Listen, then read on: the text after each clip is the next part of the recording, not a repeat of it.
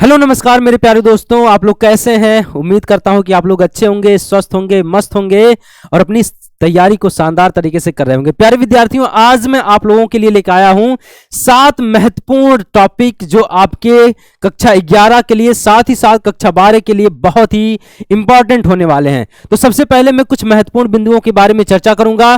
कौन कौन से टॉपिक हैं जो आपके एग्जाम में आते हैं। जैसे आपके कुछ टॉपिक्स हैं, जैसे मनोविज्ञान क्या है, आपका मनोविज्ञान से संबंधित, शाखा से संबंधित, मनोविज्ञान में जो मस्तिष्क है, बुद्धि है, इन सारे टॉपिक्स जो कि बार बार एग्जाम में जहां से प्रश्न आते रहते हैं, उन सबको मैं आइए कम समय में यानी 1 घंटे के अंदर सारी चीजों को एक बार मैं रिवाइज करवाता हूं। तो आइए सबसे पहले यहां पर देखते हैं कि व्हाट इज साइकोलॉजी, मनोविज्ञान क्या है। पहला हमारा जो टॉपिक होने वाला है साइकोलॉजी के बारे में होने वाला। टॉपिक फर्स्ट हमारा क्या बेटा, मनोविज्ञान के बारे में यानी साइकोलॉजी के बारे में हम लोग जानते हैं। थोड़ा सा बेसिक नॉलेज है और इसको आपको जानना चाहिए मनोविज्ञान अगर आप पढ़ते हैं तो। सबसे पहले अगर मैं बात करूं बेटा, यह जो साइकोलॉजी है जिसको हम लोग मनोविज्ञान कहते हैं, मनोविज्ञान जो है जिसको हम लोग मन का या आत्मा का विज्ञान कहते हैं। सबसे पहले अगर मैं बात करूं, यह जो मनोविज्ञान शब्द है, मनोविज्ञान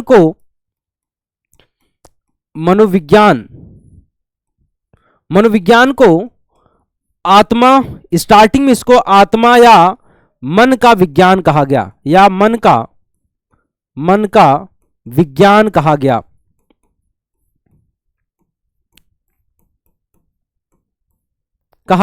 लेकिन मैं बात करूंगा, एक मनोवैज्ञानिक हैं जिनका नाम है गैरिट। गैरिट के अनुसार, यहां पर आइए समझते हैं, गैरिट के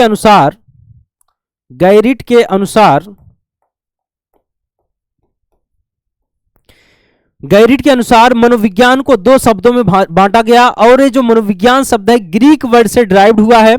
मनोविज्ञान को यानी साइकोलॉजी को, अगर मैं बात करूं साइकोलॉजी को 2 शब्दों में डिवाइड किया गया। एक होता है साइकी और प्लस दूसरा होता है लोगोस। और एक ग्रीक वर्ड, किस वर्ड से बेटा, ग्रीक, या इसी को हम लोग ग्रीस भी बोलते हैं।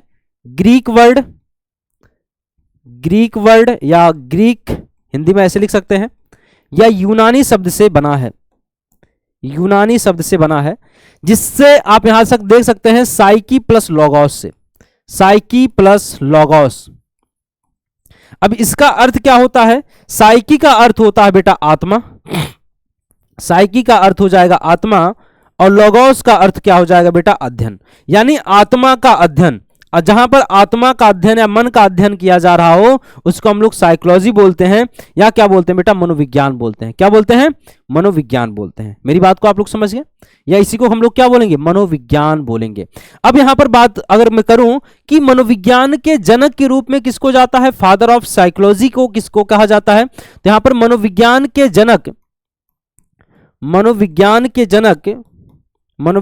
के पिता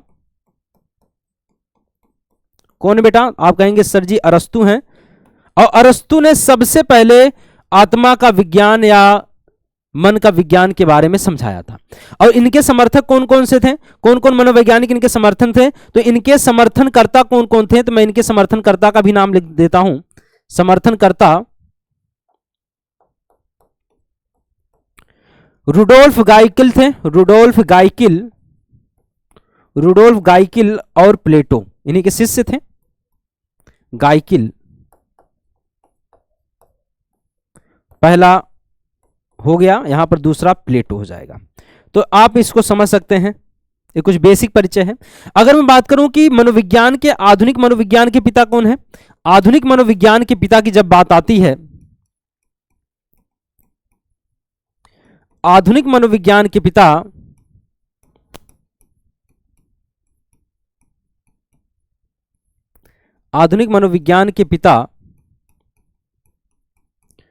तो इसका जो जवाब हो जाएगा विलियम वुंट हो जाएंगे। कौन हो जाएगा बेटा, विलियम वुंट को आधुनिक मनोविज्ञान का जनक कहा जाता है। उसके पीछे कारण क्या है इनको जनक कहा जाने का, आधुनिक मनोविज्ञान का, दुनिया का पहला मनोवैज्ञानिक प्रयोगशाला, दुनिया का पहला मनोवैज्ञानिक प्रयोगशाला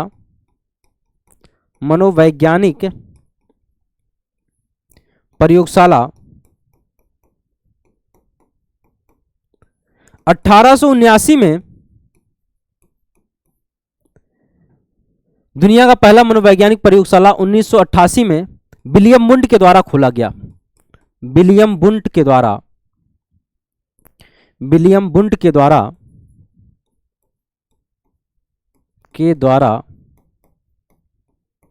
खोला गया, जिसका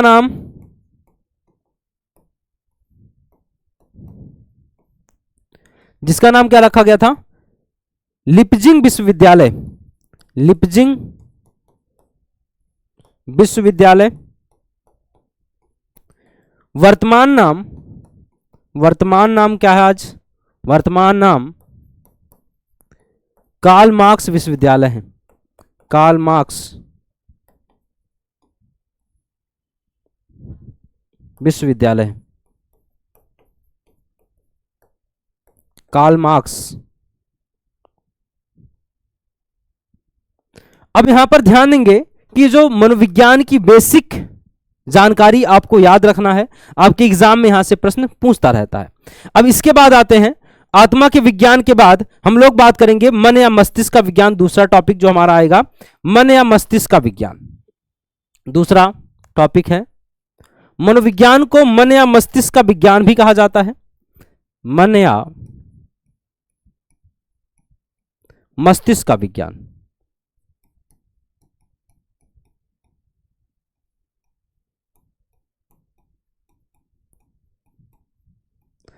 मन या मस्तिष्क का विज्ञान को देने वाले पहले जो मनोवैज्ञानिक हैं, जिनका नाम है बेटा, नाम याद रखना आपको, नाम किसने दिया था? पंपनॉजी ने दिया था।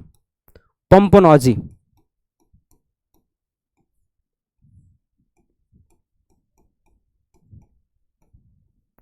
पंपनॉजी ने दिया।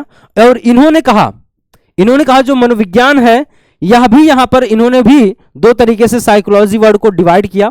साइकोलॉजी को दो प्रकार से इन्होंने भी बांटा और बताया यहां पर साइकी प्लस लॉगोस। क्या बेटा? Psyche plus logos. साइकी का अर्थ होता है यहां पर मन। साइकी का अर्थ होता मन। आपको यह भी मैं बता दूं बेटा, साइकी का दो ही अर्थ होता है। यहां पर मैं लिख देता हूं, साइकी का दो ही अर्थ होता है। साइकी का अर्थ केवल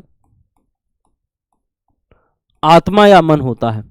आत्मा या मन होता है। इस पॉइंट को भी आप लोग नोट कर लीजिएगा। साइकी का अर्थ संवेदना नहीं होता है कभी, क्योंकि मैं संवेदना के ऊपर भी बात कर लूंगा थोड़ा सा। यहां पर मन और लोगोस का मतलब होता है अध्ययन। लोगोस का अर्थ होता है, क्या होता है? अध्ययन होता है। तो सबसे पहले मनोवैज्ञानिक हैं जिनका नाम पंपनॉजी है।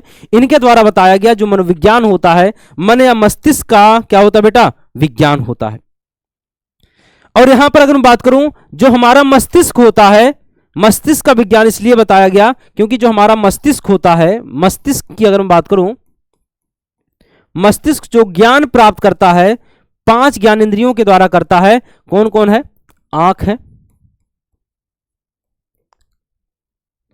आंख है, कान है, नाक है, त्वचा है और जिह्वा है। और क्या बेटा? जिह्वा है। इन पांचों ज्ञानेंद्रियों के द्वारा, 5 ज्ञानेंद्रियों के द्वारा, ज्ञानेंद्रियां तो 5 ही होती हैं, पांचों ज्ञानेंद्रियों के द्वारा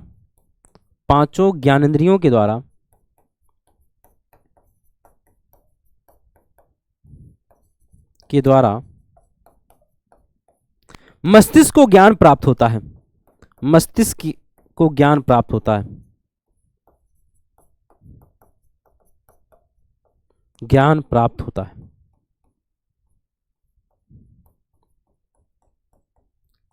मुझे लगता है ये सारी चीजें आप लोग समझ चुके होंगे। अब तीसरा पॉइंट अगर मैं बात करूं, यहां पर चेतना का मनोविज्ञान जो आता है, तीसरा पॉइंट जो कि महत्वपूर्ण है, जो आधुनिक मनोविज्ञान के जनक में काफी महत्वपूर्ण भूमिका निभाता है। तीसरा जो पॉइंट आपका आ जाएगा चेतना का मनोविज्ञान। चेतना का मनोविज्ञान।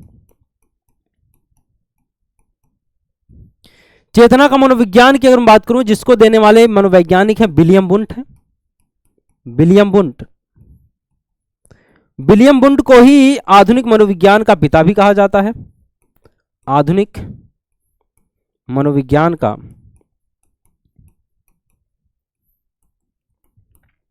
पिता भी कहा जाता है।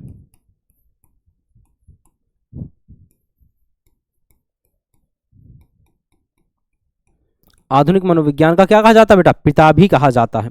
अगर मैं बात करूं इनके बारे में, तो विलियम वुंड जो हैं, इनके कुछ समर्थक भी हैं। इन्होंने जब चेतना या संवेदना, इसको संवेदना भी हम लोग बोल सकते हैं, थोड़ी देर के लिए समझिएगा। चेतना का मनोविज्ञान या संवेदना भी कहा गया, अभी मैं इसको सिद्ध भी करता हूं। संवेदना का मनोविज्ञान भी कहा गया। समर्थनकर्ता कौन कौन है? समर्थनकर्ता की अगर मैं बात करूं तो जेम्स अली हैं, जेम्स अली, और दूसरे नंबर पर विलियम जेम्स हैं। याद हो जाएगा ये नाम, विलियम जेम्स। विलियम जेम्स की अगर मैं बात करूं, इनको अमेरिका के मनोविज्ञान के पिता कहा जाता है। अमेरिका के मनोविज्ञान का पिता।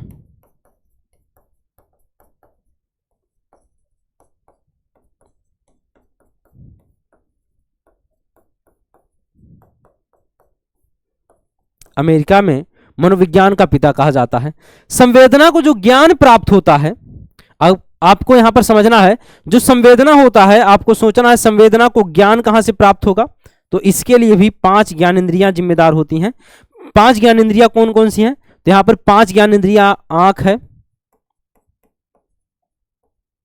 नाक है, कान है, त्वचा है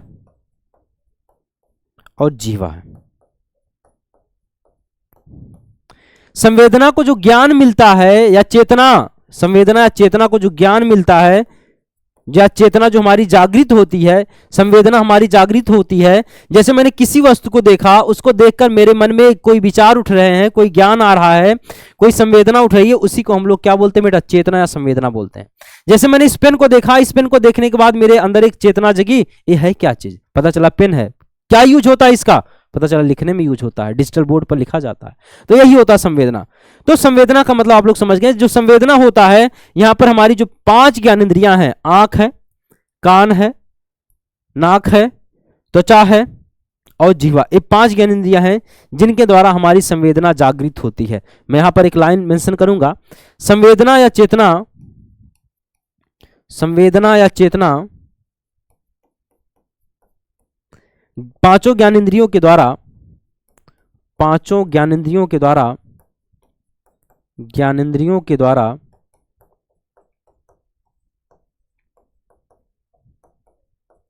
जागृत होती हैं, जागृत होती हैं।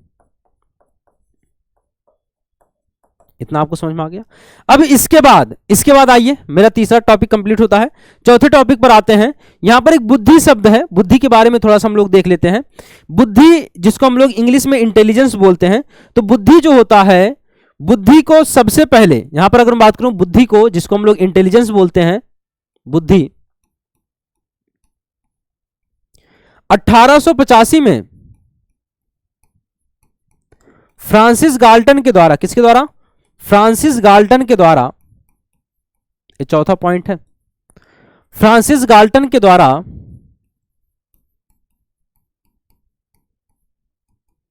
बुद्धि शब्द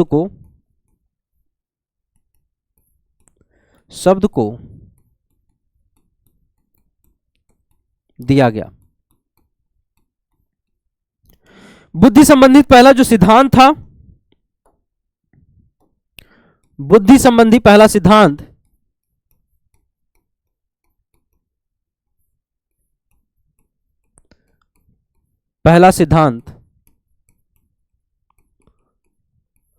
अल्फ्रेड बिन्ने के द्वारा दिया गया, अल्फ्रेड बिन्ने के द्वारा दिया गया।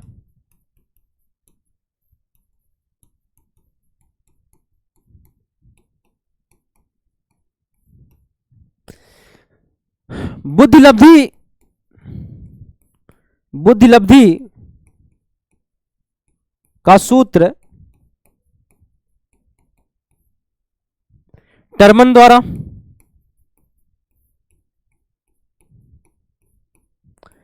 IQ बराबर MA अपान CA इंटू 100। इस सूत्र को आपको याद रखना है। ये सूत्र एग्जाम में आपके पूछे जाएंगे और आपको इसका जवाब भी याद होना चाहिए। यहां पर अगर मैं बात करूं MA क्या होता है और CA क्या होता है, तो पहली बार आप लोग ध्यान से देखिएगा। IQ मतलब होता है इंटेलिजेंट, यानी इसको हम लोग बुद्धि लब्धि बोलते हैं, बुद्धि लब्धि बोलते हैं। और ये जो होता है मानसिक आयु, मानसिक आयु और वास्तविक आयु का अनुपात होता है। वास्तविक आयु का अनुपात इंटू 100 कर देना है, इंटू 100 कर देना है। ये बुद्धि लब्धि का फार्मूला है और इसका यूज मनोविज्ञान में बहुत ही ज्यादा किया जाता है। मनोविज्ञान में बिना इसके आपका कुछ नहीं होने वाला है, ठीक है। तो इस टॉपिक को आपको जरूर कवर करना है। आइए मैं थोड़ा सा इसकी परिभाषा पर भी चर्चा कर लेता हूं। यहां पर जो फ्रांसिस गाल्टन है, फ्रांसिस गाल्टन की अगर मैं बात करूं, यहां पर फ्रांसिस गाल्टन जो कि इंग्लैंड के, सर्वप्रथम इन्होंने बुद्धि शब्द के बारे में बताया, जो कि मैंने आपको लिखा दिया। बुद्धि के बारे में बताया कि बुद्धि हमारी अमूर्त संप्रत्यय, संप्रत्यय का मतलब होता है मस्तिष्क में बनने वाला प्रतिबिंब, मस्तिष्क में बनने वाला प्रतिबिंब, मस्तिष्क में बनने वाला जो बिंब है या प्रतिबिंब है, उसको हम लोग क्या बोलते हैं? अमूर्त संप्रत्यय बोलते हैं। अब आपके दिमाग में प्रश्न उठेगा, सर मूर्त और अमूर्त ये वर्ड मैं नहीं समझ पा रहा हूं, तो अमूर्त क्या होता है, अमूर्त क्या होता है? मूर्त का मतलब होता है जो वस्तु हमको दिखाई दे, जिसको हम लोग छू सकते हैं, जिसको तोड़ सकते हैं। दुनिया की सारी वस्तुएं मूर्त होती हैं जिसको आप छू सकते हो। जैसे आप इसको छू सकते हैं, जैसे यहां पर मेरा फोन पड़ा है, फोन को मेरे आप छू सकते हैं, इसको उठा के पटक सकते हैं। जितने भी वस्तु को आप उठा के पटक सकते हो, तोड़ सकते हो, फोड़ सकते हो, सब मूर्त है। लेकिन अगर मैं यहां पर खड़ा हूं और मेरे दिमाग में आता है एक विचार, मैं कहता हूं हाथी, तो हाथी का जो मेरे दिमाग में प्रतिबिंब बन गया, हाथी का एक सूंड होता है, 2 दांत होते हैं, हाथी के 4 पैर होते हैं, हाथी शरीर में भारी होता है, हाथी को केवल पूरे शरीर का 0.2% ही खाली बुद्धि होता है। आप कहेंगे अरे गुरुजी ये क्या बता रहे हैं? हाँ बिल्कुल बेटा, मैं सही बता रहा हूं, मैं बिल्कुल सही बता रहा हूं, ठीक है। इस चीज को आपको समझना है, यहां पर ध्यान देना आपको कि यहां पर 1885 में फ्रांसिस गाल्टन द्वारा इंग्लैंड ने सर्वप्रथम बुद्धि शब्द का प्रयोग किया। बुद्धि जो होता है अमूर्त संप्रत्यय का क्या होता है बेटा? विषय होता है। बुद्धि कहां पर स्थित होती है? हमारे मस्तिष्क में स्थित होती है। बुद्धि हमारे मस्तिष्क में स्थित होती है। इस पॉइंट को भी आपको नोट करना है। इसकी परिभाषा क्या हो जाएगी? जीवन की समस्याओं को हल करने का गुण जो होता है बुद्धि कहलाता है। कोई भी समस्या आपको होती है, बुद्धि के द्वारा यानी माइंड के द्वारा या इंटेलिजेंस के द्वारा, किसके द्वारा? इंटेलिजेंस के द्वारा आप लोग इसका सॉल्व कर सकते हैं। एक कक्षा 12 और 11 दोनों के लिए इंपॉर्टेंट है। विभिन्न प्रकार की योग्यताओं का नाम आपका क्या होता है? बुद्धि होता है। बुद्धि की बहुत सारी योग्यताएं हैं। कौन कौन सी योग्यता है? आइए मैं थोड़ा सा चर्चा करता हूं। क्या क्या योग्यताएं? हर व्यक्ति की अलग अलग क्षमताएं हैं, अलग अलग योग्यताएं हैं। जब पहले चैप्टर मनोविज्ञान में आप पढ़ोगे, कक्षा 12 में आओगे, अभी आप 11 में हो तो 11 के टॉपिक से इंटरलिंक कर रहा हूं, तो वहां पर आपको ऐसे चैप्टर्स को आपको ध्यान देना है। वैसे भी मैं 11 के लिए आपको कवर करवा रहा हूं, तो यहां पर आपको ध्यान देना है कि इसको तो आप लोग समझ गए। बुद्धि को 1885 में फ्रांसिस गाल्टन जो कि इंग्लैंड के द्वारा रहने वाले थे, इन्हीं के द्वारा बुद्धि शब्द दिया गया। बुद्धि लब्धि का पहला जो सिद्धांत था बुद्धि संबंधी, अल्फ्रेड बिनेट के द्वारा दिया गया। बुद्धि लब्धि का जो फार्मूला है टर्मन द्वारा दिया गया, IQ बराबर MA अपान C इंटू 100। बुद्धि लब्धि बराबर क्या होता है? मानसिक आयु अपान वास्तविक आयु इंटू 100 होता है। याद है ना सभी को? याद हो जाएगा। अब देखेंगे यहां पर बात करेंगे बुद्धि जो सीखने की योग्यता है, इसको भी आपको नोट कर लेना है। बुद्धि जो है समायोजन की योग्यता है। पहला आपका क्या हो जाएगा? समायोजन की योग्यता है, यानी एडजस्टमेंट की योग्यता है। दूसरा लर्निंग की योग्यता है। तीसरा आपका नॉन टेंजिबल यानी एनटी का योग्यता है, अमूर्त चिंतन जिसको हम लोग बोलते हैं। और एक चीज मैं बताता हूं बेटा, इसको सीरीज को जो आपको दिख रहा है ना, इसको आपको तैयार कर लेना है। ये चौथा टॉपिक जो आपका चल रहा है।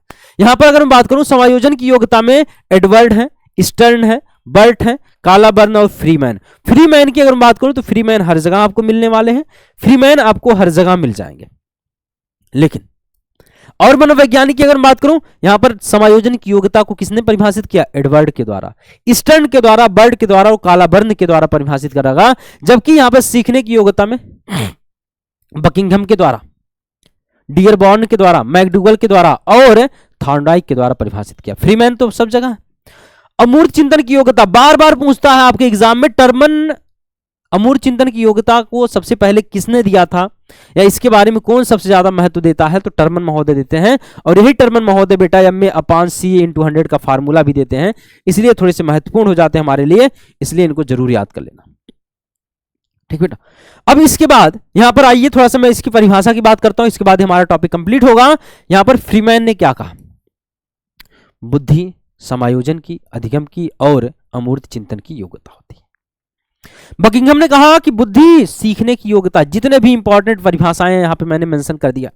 डियरबॉर्न ने कहा कि बुद्धि सीखने, अनुभव, लाभ उठाने की योग्यता का नाम है। टर्मैन, यही टर्मैन है बेटा, टर्मैन वाला ही आपको ज्यादातर एग्जाम में पूछता है। अमूर्त चिंतन के बारे में, विभिन्न योग्यताओं के बारे में टर्मन ने बुद्धि के लिए बताया था।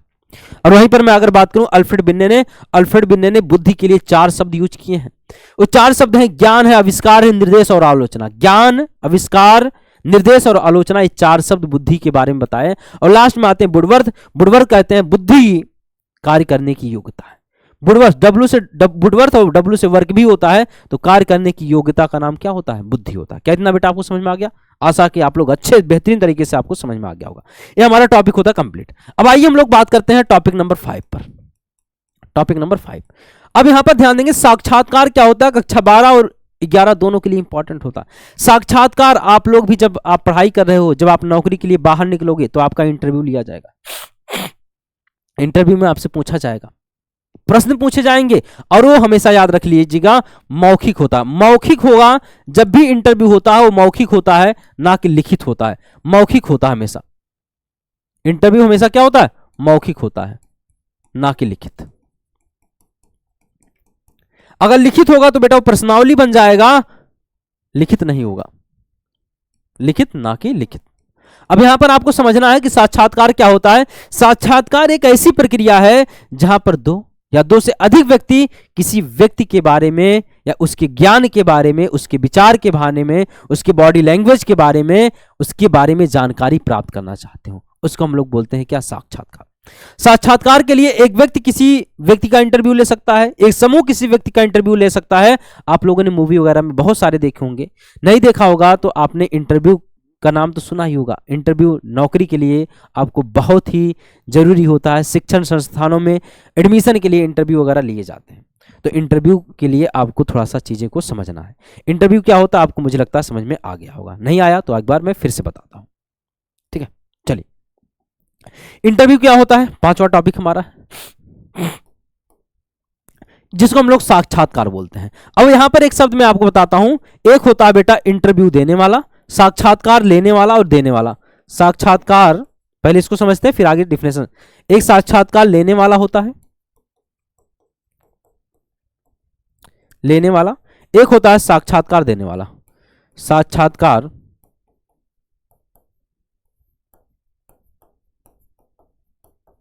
देने वाला।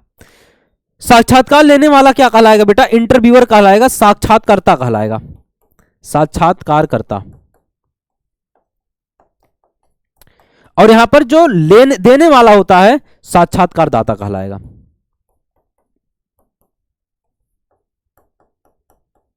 मेरी बात को समझ? एक होता है साक्षात्कार लेने वाला, एक होता है साक्षात्कार देने वाला। अब इसको आपको समझने के लिए बस बहुत ज्यादा जरूरत नहीं है। जब भी आप देखेंगे, आपने देखा होगा बहुत सारे इवेंट में देखे होंगे, आपने अपने स्कूल में देखा होगा इंटरव्यू कैसे होता है। साक्षात्कार एक ऐसी प्रक्रिया है जिसमें एक व्यक्ति साक्षात्कार करता होता है। साक्षात्कारता वही होता है जो साक्षात्कार लेने वाला होता है। जैसे मैं आपसे कोई प्रश्न पूछ रहा हूं, आप उसका ओरली जवाब दे रहे हो तो ये इंटरव्यू हो जाता है। क्वेश्चन मैं कर रहा हूं आपसे, आप उत्तर दे रहे हो तो आप साक्षात्कारदाता हो जाएंगे, और मैं पूछ रहा हूं तो मैं साक्षात्कारकर्ता हो जाऊंगा। तो वही चीजें हैं। एक ऐसी प्रक्रिया है जिसमें एक व्यक्ति साक्षात्कारकर्ता दूसरे व्यक्ति साक्षात्कारर्थी यानी साक्षात्कारदाता भी बोलते हैं, या साक्षात्कारर्थी से बातचीत करता है। इससे क्या होता है, उसके उद्देश्य क्या है, उसके उद्देश्य की जानकारी प्राप्त करना है, योग्यता क्या है, योग्यता का आकलन करना है, या किसी विषय पर विचार विमर्श करना हो सकता है। समझ में आ गया। और इसमें अगर बताऊं मैं, या आमतौर पर नौकरी के लिए बेटा इंटरव्यू, जैसे आपको कहीं पर नौकरी लेना है तो आपको क्या होगा, इंटरव्यू देना पड़ेगा ना।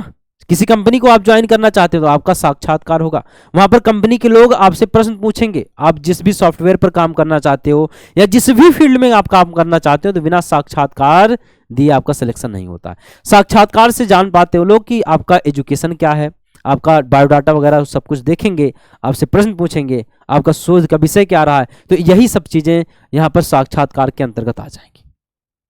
और एक अच्छा 12 और 11 दोनों के लिए इंपॉर्टेंट है। यह आमतौर पर नौकरी, शिक्षा, शोध या मीडिया से जुड़े संदर्भों में होता है। मेरी बात समझ में आ गई होगी। अब आइए, ये टॉपिक हमारा कंप्लीट होता है। अब दूसरा क्या होगा, अच्छा इसके उद्देश्य भी होते हैं, साक्षात्कार के उद्देश्य भी होते हैं। क्या होता है, जानकारी प्राप्त करना। आपकी जानकारी क्या है, आपका नॉलेज क्या है, आपका ज्ञान क्या है, नॉलेज,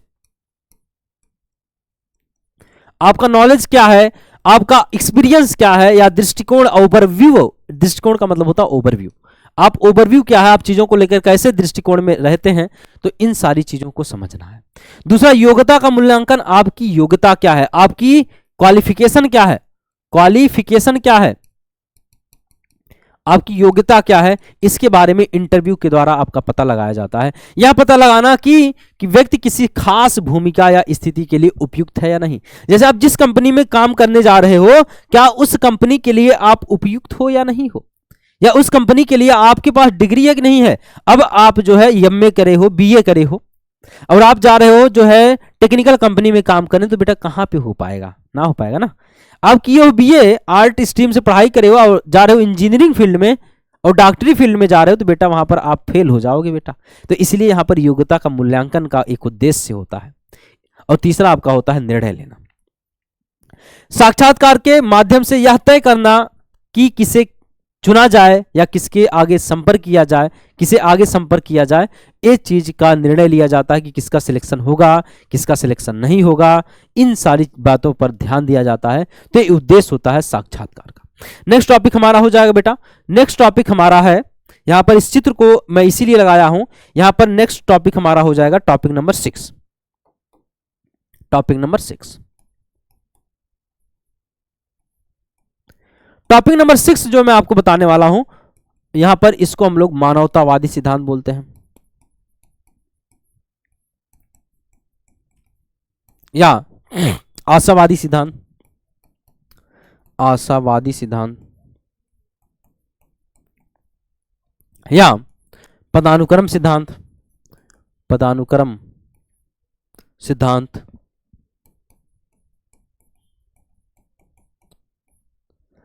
मानवतावादी सिद्धांत, आशावादी सिद्धांत या पदानुक्रम सिद्धांत। अब इसको किसके द्वारा दिया गया, तो सबसे पहले आपको याद रखना है, इन सबको दिया गया था, दो व्यक्ति हैं, एक अब्राहम मैस्लो हैं, अब्राहम मैस्लो, अब्राहम मैस्लो एवं रोजर्स के द्वारा, रोजर्स के द्वारा। अब यहां पर ध्यान देना है कि मानवतावादी जो सिद्धांत है, आशावादी सिद्धांत या पदानुक्रम सिद्धांत किसके लिए दिया गया, तो बेटा जो एक मनुष्य की जरूरत है, मनुष्य की मूलभूत आवश्यकताओं को देखते हुए, मनुष्य का या मानव का मूलभूत आवश्यकताओं को देखते हुए, आवश्यकताओं को देखते हुए मानवतावादी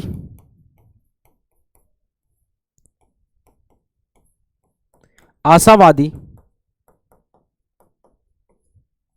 सिद्धांत को अब्राहम मैस्लो के द्वारा दिया गया, अब्राहम मैस्लो के द्वारा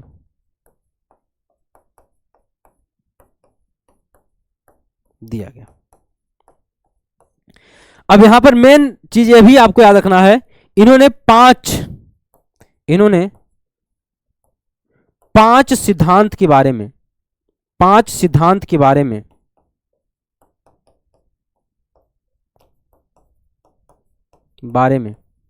बताया।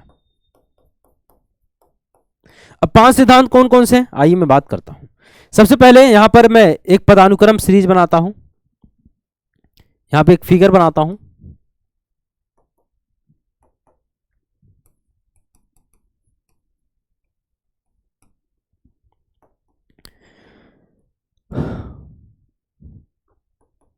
इस फिगर को आप ध्यान से देखिएगा, आपको सारी चीजें यहां पर समझ में आ जाएंगी। मानवता का जो सिद्धांत था, ये हिरार्की में एक बना रहा हूं, पदानुक्रम सिद्धांत एक बना रहा हूं। 5 सिद्धांत है, उन्हीं 5 सिद्धांत को मैं यहां पर रिप्रेजेंट कर रहा हूं। आप लोग गौर से देखिएगा, आपको सारी चीजें आपको समझ में आ जाएंगी। ये 5 सिद्धांत है। अब यहां पर एक चीज और भी ध्यान दे रहे होंगे आप लोग। क्या ध्यान दे रहे हो? क्या ध्यान दे रहे हो? मुझे लगता दे रहे होंगे। यहां पर 5 सिद्धांत है टोटल। अब इनको ही हमको बताना है, इनके बारे में। मैं सबको अलग अलग कलर से डिवाइड कर देता हूं ताकि आपको 5 अलग अलग कलर से दिख जाए। पहला हो गया हमारा, ये दूसरा हो गया हमारा, ये तीसरा हो गया हमारा, ये चौथा हो गया हमारा, ये 5वां हो गया। ये 5 है तो यहां पर नंबर 5 मैं नंबरिंग कर देता हूं। नंबर 1, नंबर 2, नंबर 3, नंबर 4 और नंबर 5। अब ये 5 कौन कौन से हैं? तो सबसे पहले मैं नीचे से शुरू करूंगा, पहले नंबर पर आऊंगा। पहला नंबर जो सिद्धांत दिया गया है मानवतावादी सिद्धांत का, जिसको हम लोग क्या बोलते हैं? शारीरिक जरूरत बोलते हैं। शारीरिक जरूरत का मतलब बेसिक जरूरत हमारी जो है, शारीरिक जरूरत।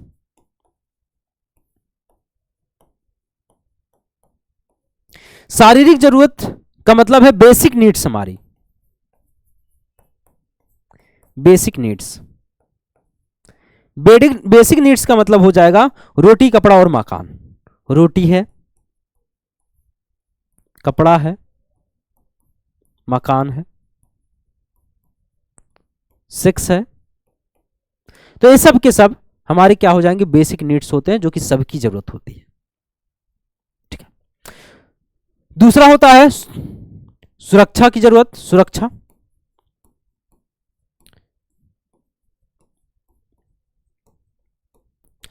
सुरक्षा की जरूरत का मतलब मैं यहां पे लिख दे रहा हूं, जैसे नौकरी में सुरक्षा हो गया, नौकरी हमारी सुरक्षित हो।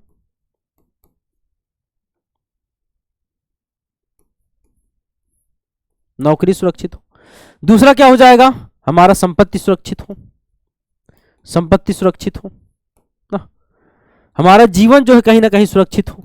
तो इस प्रकार से हॉस्पिटल की व्यवस्था हो, हॉस्पिटल की व्यवस्था हो, तो इसको भी व्यक्ति प्राप्त कर लेता है। यह भी बेसिक नीड्स होती है। तीसरा क्या होता है? संबंध होता है। तीसरा जो हमारा संबंध होता है, संबंध, संबंध की जरूरत।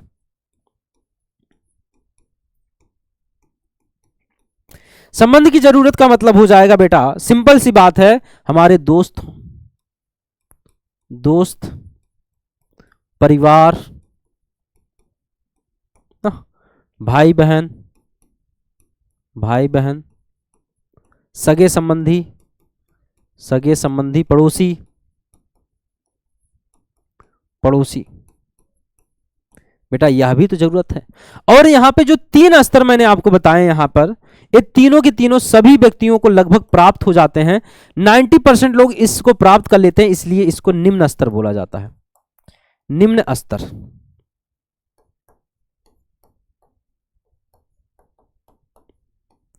इसको निम्न स्तर कहा जाएगा। और यहां पर निम्न स्तर में कौन कौन से आएंगे? निम्न स्तर में पहला, दूसरा और तीसरा। पहला क्या हो जाएगा? हमारा शारीरिक जरूरत, दूसरा सुरक्षा की जरूरत, तीसरा यहां पर संबंध की जरूरत। और 4, 5 जो होता है बेटा, इसको सब नहीं प्राप्त कर पाते हैं। उच्च स्तर में यहां पे लिख देता हूं, निम्न स्तर हो गया। उच्च स्तर में कौन कौन से आएंगे? उच्च स्तर में, उच्च स्तर में 4 और 5 आता है। 4 और 5।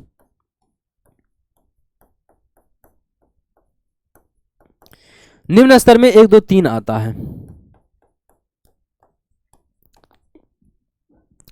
अब यहां पर आ जाएंगे, नेक्स्ट हमारा है, यहां पर हो जाएगा आत्मसम्मान। 4 नंबर पर क्या हो जाएगा? आत्मसम्मान हो जाएगा। और 5 नंबर पर हो जाएगा आत्मसिद्धि हो जाएगा। क्या हो जाएगा? आत्मसिद्धि। आत्मसिद्धि इसको हम लोग बोलते हैं सेल्फ एक्चुअलाइजेशन होता है। आत्मसम्मान का मतलब सेल्फ रिस्पेक्ट होता है। अब यहां पर देखेंगे आत्मसम्मान का मतलब क्या है? सम्मान की चेष्टा। सम्मान की चेष्टा, हर कोई व्यक्ति चाहता है हमारा कोई सम्मान करे, हर सभी व्यक्ति की चेष्टा है, हर व्यक्ति चाहता है हमारा सम्मान हो, लेकिन सम्मान पाने के लिए आपको उसके लिए कुछ सम्मान जैसा कार्य भी करना होगा। सम्मानजनक कार्य करेंगे तभी तो सम्मान पाएंगे, नहीं तो अपमान हो जाएगा आप लोगों का बेटा। तो सम्मान कई कम ही लोग पा पाते हैं ना।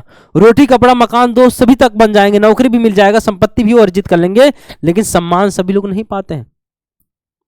आत्मसिद्धि का मतलब यहां पर आप जो है समाज में बहुत आगे निकल चुके हैं, आप जो है आविष्कारकर्ता हैं, आविष्कारक हैं, आप आविष्कारक हैं। आत्मसिद्धि मतलब एक ऊंचाई से कुछ ज्यादा ऊपर उठ चुके हैं, आप गिने चुने लोगों में आते हैं, बहुत बड़े पत्रकार हैं, बहुत बड़े मनोवैज्ञानिक हैं, मनोवैज्ञानिक, आविष्कारकर्ता यानी वैज्ञानिक, इन लोगों का आत्म सिद्धि प्राप्त हो जाती है। यहां पर आत्मसिद्धि का मतलब आप लोग समझ गए होंगे। तो वही सारी चीजें इसमें एक्सप्लेन करी गई हैं। मानवतावादी सिद्धांत, आशावादी सिद्धांत, इसको अब्राहम मैस्लो के द्वारा दिया गया। मानव का मूलभूत आवश्यकताओं को देखते हुए इस सिद्धांत को दिया गया था, अब्राहम मैस्लो और रोजर्स के द्वारा दिया गया था। और इन्होंने 5 सिद्धांत की चर्चा करी थी, और जो बेसिक चर्चाएं हैं सभी के पास होनी चाहिए। ये 5 आपको दिख रहा होगा। सबसे पहला आपको दिख रहा होगा शारीरिक जरूरत। शरीर की जो जरूरत है, रोटी कपड़ा और मकान, ये बेसिक नीड्स होता है, सभी के लिए जरूरत होता है। दूसरा क्या होता है? सुरक्षा जरूरत, नौकरी, संपत्ति, जीवन, हॉस्पिटल, ये सब के लिए भी जरूरी है। संबंध की जरूरत का मतलब दोस्त, परिवार, भाई बहन, सगे संबंधी होना चाहिए, संबंध की जरूरत है। आत्मसम्मान का मतलब सम्मान को पाने की चेष्टा रखना, सम्मान को पाना, उसके लिए भी आपको कुछ कार्य करने पड़ते हैं, जिसकी वजह से आपको समाज में सम्मान मिलता है। आत्मसिद्धि का मतलब आप समाज में रहकर बहुत बहुत बड़े साधु सन्यासी बन जा रहे हैं, या आपको आत्मसिद्धि यानी सेल्फ एक्चुअलाइजेशन की प्राप्ति हो जा रही है, बहुत बड़े आप आविष्कारकर्ता बन गए, बहुत बड़े वैज्ञानिक या मनोवैज्ञानिक बन जाएंगे, तो आप आत्मसिद्धि को प्राप्त कर जाएंगे। और यहाँ पर निम्न स्तर में 1 2 3 जो है निम्न स्तर में आता है, इसको सभी लोग प्राप्त कर लेते हैं। जो उच्च स्तर का होता है वो 4 और 5 होता है। मेरी बात को आप लोग समझ चुके होंगे। अब आइए यहां पर हम लोगों का टॉपिक नंबर 7 है, जिसको हम लोग नर्वस सिस्टम बोलते हैं। टॉपिक नंबर 7, टॉपिक नंबर 7, तंत्रिका तंत्र क्या होता है? आपको इस चित्र में दिख रहा होगा, हमारी जो पूरी बॉडी है 10 अरब से ज्यादा तंत्रिका तंत्र है। अगर मैं बात करूं कि यहां पे जो तंत्रिका तंत्र है, तंत्रिका कोशिकाओं से निर्मित अंगों का जो समूह होता है, जो कि शरीर को नियंत्रण, कंडक्शन यानी संचालन और कोऑर्डिनेशन करता है। ट्रिपल सी बेटा, ट्रिपल 3C बोलते हैं इसे। सी से हो जाएगा कंट्रोल, कंट्रोल का मतलब नियंत्रण करना, कंट्रोलिंग। सी से हो जाएगा कंडक्शन यानी संचालन, कंडक्शन। और सी का मतलब होता है कोऑर्डिनेशन, कोऑर्डिनेशन, कोऑर्डिनेशन। ये जो 3 प्रकार के हमारी जो तंत्रिका तंत्र होती हैं, इन अंगों का जो समूह होता है शरीर को यही करना, इन्हीं को हम लोग तंत्रिका तंत्र भी कहते हैं। मनुष्य शरीर में तंत्रिकाएं शरीर के लगभग हर भाग को मस्तिष्क व मेरुरज्जु से जोड़ने के लिए आपसी संपर्क बनाते हैं। जितने भी हमारे नर्वस सिस्टम होते हैं, सब का सब हमारे जो रीढ़ की हड्डी आपको दिख रही है और जो ब्रेन होता है, सब यहीं से जुड़े होते हैं। तो तंत्रिका तंत्र क्या है, इसको आप लोग समझ गए होंगे। नेक्स्ट अगर मैं बात करूं, तंत्रिका तंत्र की सबसे छोटी इकाई क्या होती है बेटा? न्यूरॉन होती है। न्यूरॉन तंत्रिका तंत्र की सबसे छोटी इकाई होती है। यहां पर जो न्यूरॉन, यहां पर अगर मैं बात करूं, न्यूरॉन कई सारे न्यूरॉन बनके कोशिका का निर्माण करते हैं, और कई सारे कोशिका का समूह जो होता है उसको हम लोग टिश्यू कहते हैं। टिश्यू के समूह को हम लोग ऑर्गन्स यानी अंग कहते हैं। अंग के समूह को अंगतंत्र कहते हैं। अंगतंत्र के समूह को हम लोग क्या बोलते हैं? जीव बोलते हैं। और इसी जीव में मानव आता है, मानव आता है ना, इसी में कुत्ता आता है, कुत्ता आता है, बिल्ली आता है, ये सब के सब जीव ही तो हैं। बिल्ली, डॉडो, टीटीसी, ये सब के सब क्या हो जाएंगे? जीव ही तो हो जाएंगे। तो इस प्रकार से जो नर्वस सिस्टम का एक क्रम आता है, और नर्वस सिस्टम के लिए हमेशा याद रख लीजिएगा, जो तंत्रिका तंत्र होता है वह हमारे रीढ़ की हड्डी और ब्रेन से जुड़ा हुआ होता है। हमारे पैर में कहीं पर चोट लगता है, तुरंत हमारे ब्रेन को पता चल जाता है, ये कैसे होता है? नर्वस सिस्टम, तंत्रिका तंत्र। हमारे शरीर में असंख्य नर्वस सिस्टम है, इसको आप लोग याद कर लीजिएगा। तंत्रिका तंत्र की सबसे छोटी कोशिका क्या है? न्यूरॉन है। अच्छा, यहां पर अगर मैं बात करूं न्यूरॉन, यहां पर कोशिका क्या है? कोशिका की अगर बात करूं 1665 में रॉबर्ट हुक के द्वारा, किसके द्वारा? रॉबर्ट हुक के द्वारा कोशिका की खोज करी गई थी। फादर ऑफ सेल किसको कहेंगे? रॉबर्ट हुक को कहते हैं, 1665 में करी गई थी। कोशिका के समूह को क्या कहते हैं? Group of cells is called tissue. Tissue के समूह को क्या कहते हैं? Group of tissues is called organs. Organ के समूह को क्या कहेंगे बेटा? Organ system. और ऑर्गेनिज्म बोलेंगे किसको? जीव के समूह, जीव को। और जीव में क्या हो जाएगा? मानव है, कुत्ता है, बिल्ली है, इत्यादि जितने भी आप देख रहे हैं, इसको हम लोग नर्वस सिस्टम के ही अंग मानते हैं। अब यहां पर एक शब्द आता है न्यूरॉन। वैसे टॉपिक नंबर नेक्स्ट है, लेकिन कोई बात नहीं, न्यूरॉन को मैं थोड़ा सा है इसको समझा देता हूं ताकि आप न्यूरॉन को भी जानते रहें। तंत्रिका तंत्र की सबसे छोटी जो इकाई है न्यूरॉन जो होता है, या तंत्रिका कोशिका के रूप में भी जाना जाता है। तंत्रिका तंत्र की मूलभूत इकाई है, यानी तंत्रिका कोशिका की सबसे छोटी इकाई है। सबसे छोटी इकाई,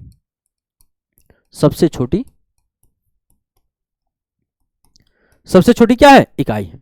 और पूरे शरीर में सूचना को प्रसारित करने में महत्वपूर्ण भूमिका निभाती है। जैसे आप रास्ते पर टहलते हुए जा रहे हैं, आपको पिन चुभ गया, आप बैठ के रोने लगे, और जो पिन चुभा कैसे आपको पता चला? न्यूरॉन के द्वारा। न्यूरॉन क्या करेगा? आपके जो भी आपके शरीर में गतिविधि होती है, कहीं पर चोट लगना, न्यूरॉन के माध्यम से आपके मस्तिष्क तक वो पहुंच पाता है। तो तंत्रिका तंत्र की सबसे छोटी इकाई न्यूरॉन होती है। तंत्रिका तंत्र क्या करता है बेटा? कार्यात्मक एवं संरचनात्मक, फंक्शनल एंड स्ट्रक्चर इकाई न्यूरॉन अर्थात तंत्रिका कोशिका ही होती है। यह सूचना को, पूरे शरीर में सूचना को प्रसारित करने के लिए महत्वपूर्ण भूमिका निभाती है। कोई भी सूचना हुआ, आपका हाथ, ब्लेड से हाथ कट गया, सूचना आपके दिमाग पर पहुंच गई, भैया कुछ तो कटा है शरीर में, देखो क्या कटा है। तो ये क्या होता है? न्यूरॉन होता है। तो न्यूरॉन का काम होता है हमारे पूरे शरीर में डाटा का संचार करना। कहने का मतलब जो भी गतिविधि आपके शरीर में हो रही है, उसको, सूचना को भेजने का काम आपके मस्तिष्क पास जिसका होता है, उसको हम लोग क्या बोलते हैं बेटा? न्यूरॉन बोलते हैं। इसको, जो न्यूरॉन होता है, तंत्रिका तंत्र की कार्यात्मक एवं संरचनात्मक इकाई न्यूरॉन कहलाती है, अर्थात तंत्रिका तंत्र कोशिका भी इसको कहा जाता है। ठीक बेटा, आगे बढ़ जाएंगे। अब यहां पर बात करूं, न्यूरॉन, हमारे शरीर में 100 अरब से ज्यादा न्यूरॉन होते हैं। न्यूरॉन, हमारे शरीर में 100 अरब से ज्यादा न्यूरॉन पाए जाते हैं। न्यूरॉन शरीर में पाई जाने वाली सबसे लंबी कोशिका भी होती है। न्यूरॉन, पूरे शरीर में हमारे न्यूरॉन्स होते हैं, और न्यूरॉन का आपको स्ट्रक्चर यहां पर दिख रहा होगा। न्यूरॉन का स्ट्रक्चर आपको यहां पर दिख रहा होगा। अब यहां पर जो स्ट्रक्चर, इसलिए मैंने चित्र को यहां पे लगाया ताकि आप न्यूरॉन की स्ट्रक्चर को समझ पाएं। न्यूरॉन की 3 भाग भी होते हैं संरचना के आधार पर, अभी मैं उनको बताता हूं। पहले आपको यहां पर ध्यान देना है, हमारे शरीर में 100 अरब से ज्यादा न्यूरॉन्स पाए जाते हैं। न्यूरॉन शरीर में पाई जाने वाली सबसे लंबी कोशिका होती है। इसमें सबसे कम यानी पुनः निर्माण की क्षमता पाई जाती है। इसमें जो है, ये दोबारा इनका फॉर्मेशन नहीं होता। जैसे हमारे हाथ कटते हैं, दोबारा फॉर्मेशन हो जाता है, उंगली कटती है, दोबारा उंगली आ जाती है, लेकिन न्यूरॉन्स में ऐसी संरचनाएं नहीं होती, बहुत कम देखने को मिलती है। सबसे कम यानी पुनः निर्माण की क्षमता पाई जाती है, अर्थात इसमें सेल डिवीजन नहीं होता है, सेल का डिवीजन नहीं होता है। जैसे हमारे मस्तिष्क में भी ऐसे ही है सिस्टम। मस्तिष्क में अगर एक बार चोट लग जाता है बेटा, फिर मुश्किल हो जाता है बचना। क्यों? क्योंकि मस्तिष्क का निर्माण, वहां के सेल के निर्माण दोबारा नहीं बनते हैं, इसी वजह से। अगर बात करूं न्यूरॉन की संरचना, तो न्यूरॉन की संरचना के लिए 3 चीजें जिम्मेदार होती हैं। सबसे पहला डेंड्राइट है, दूसरा सेल बॉडी, और तीसरा एक्सॉन है। यहां पर जो दिख रहा है आपको, डेंड्राइट जो आपको शाखिका नुमा आपको दिख रही है ना, ये देखिए, जैसे पेड़ नहीं होता, शाखिका नुमा यहां पे दिख रही है, इसको हम लोग डेंड्राइट बोलते हैं। सेल बॉडी क्या होता है? पूरे के पूरे को हम लोग सेल बॉडी बोलते हैं, और इसमें एक केंद्रक भी स्थित होता है, हरे कलर का आपको केंद्रक भी दिख रहा होगा। और यहां पर जो एक्सॉन होता है, एक न्यूरॉन से, हमारे शरीर में असंख्य न्यूरॉन्स पाए जाते हैं, एक न्यूरॉन से दूसरे न्यूरॉन तक जो डाटा पहुंचाता है, यानी सूचना को पहुंचाता है, उसको एक्सॉन बोलते हैं। तो बेटा, इस सेशन आपको उम्मीद करता हूं कि बहुत ही शानदार लगेगा, और यहां से बहुत सारे टॉपिक्स है जो आपके एग्जाम में बार बार पूछे जाते हैं। तो ऐसे ही टॉपिक्स आपको लगातार मिलते रहेंगे। इस वीडियो को ज्यादा से ज्यादा शेयर करिएगा, और ज्यादा से ज्यादा बेटा सेशन को लाइक करिएगा। और बाकी फिर से मिलेंगे दूसरे सेशन में। तो सभी मेरे प्यारे विद्यार्थियों को विद्याकुल की तरफ से नमस्कार।